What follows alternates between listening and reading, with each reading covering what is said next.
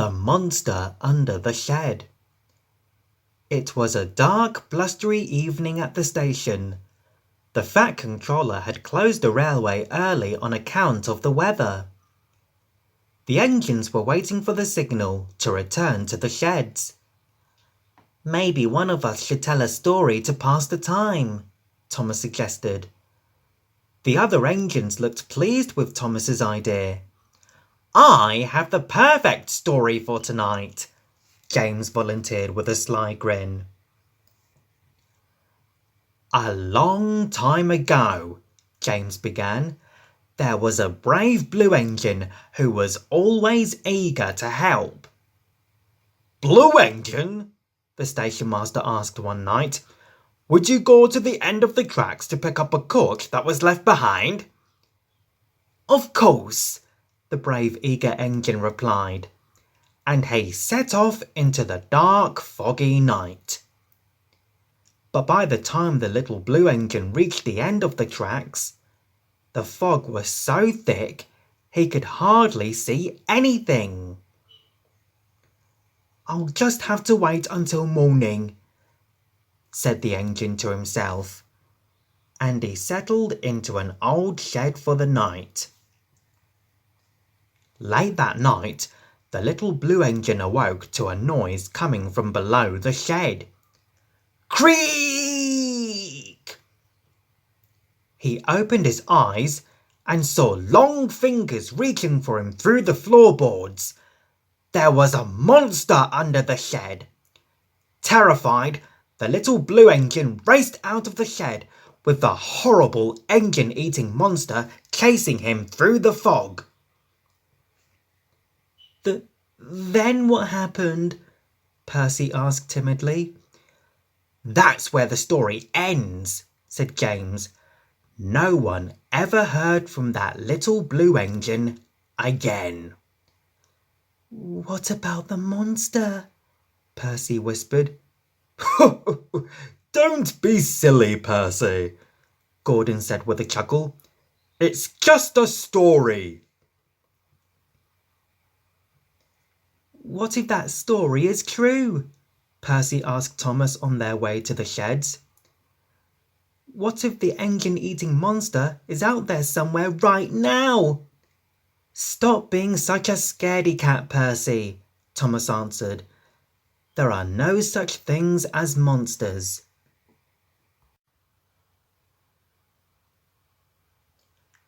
Later that night, after they had settled in for bed, the engines were startled by a terrible racket coming from Percy's shed. "Gordon! Thomas! Help! There's a monster in my shed!" wailed Percy. Suddenly, James appeared, roaring with laughter. He had been rattling some scrap metal behind the sheds to frighten Percy. "I'm a monster! I'm a monster!" James shouted. Percy was embarrassed for making such a fuss. "It's okay, Percy," said Henry. "Sometimes good imaginations think bad thoughts." Later that night, Thomas woke with a fright. He heard a strange noise. Scratch, scratch. "Stop it, James!" Thomas yelled. But James was sound asleep. Scratch, scratch. If it's not James, then maybe I really do have a monster under my shed, thought Thomas. And he stayed awake all night just to be safe. Thomas was awfully tired when he met Percy at the docks the next morning. "Did you hear any other strange noises in your shed last night?" Thomas asked. "Not after James's silly prank," Percy replied. Now Thomas felt silly himself for staying awake all night.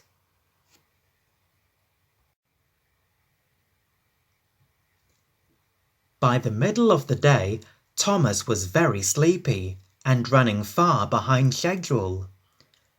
Henry pulled up beside him.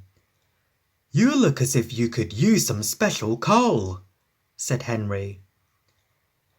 "Oh, I'm just a little tired," Thomas answered. He didn't want anyone to know that he'd been too frightened to sleep. Just then, James sped by on the express track.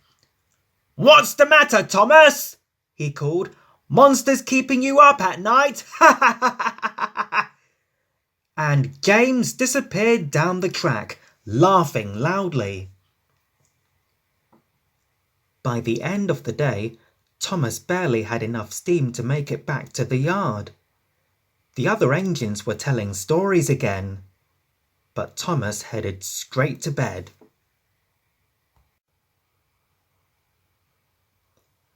Sometime that night, Thomas woke with a fright. Scratch, scratch! The noises were back, and they were definitely coming from under the shed. "Who's there?" Thomas whispered into the dark. "Creak, creak," came the answer. "Go away, monster! Get out!" Thomas ordered as he closed his eyes tight. Thump, thump, thump, thump. The noise was getting louder and closer. "That will surely wake the other engines," Thomas said to himself. "They'll save me from the monster." But the engines didn't stir. Thump, thump. "Oh, it's just outside the door," Thomas yelped. "There's its head." "Help, Gordon," Thomas whispered, but only the monster heard him. Thump, thump, thump, thump. Then the doors of Thomas's shed began to rattle on their hinges. Bang, bang, bang, bang. "It's trying to get in," thought Thomas. Then suddenly, the banging stopped. Thomas was too frightened to move. He peered out into the dark. And there it was, the horrible engine-eating monster. Thomas could see its eyes glowing in the night. Thomas clamped his own eyes shut and screamed, "Gordon! Henry! Percy! James!" he cried. "Save me from the monster!"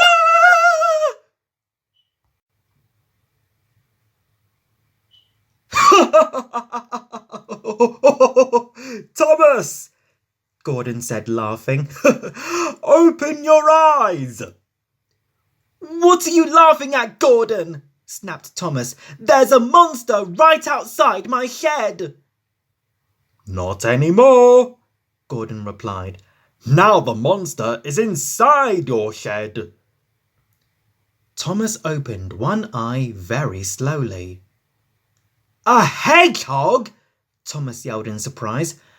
"I was afraid of a tiny little hedgehog." Now the engines all laughed, and Thomas laughed with them. "Percy has a good imagination, Thomas, but I think yours is even better," said Gordon with a little chuckle. "I think you're right," agreed Thomas. "It's the only thing in the world that could turn a tiny hedgehog into a big, scary monster."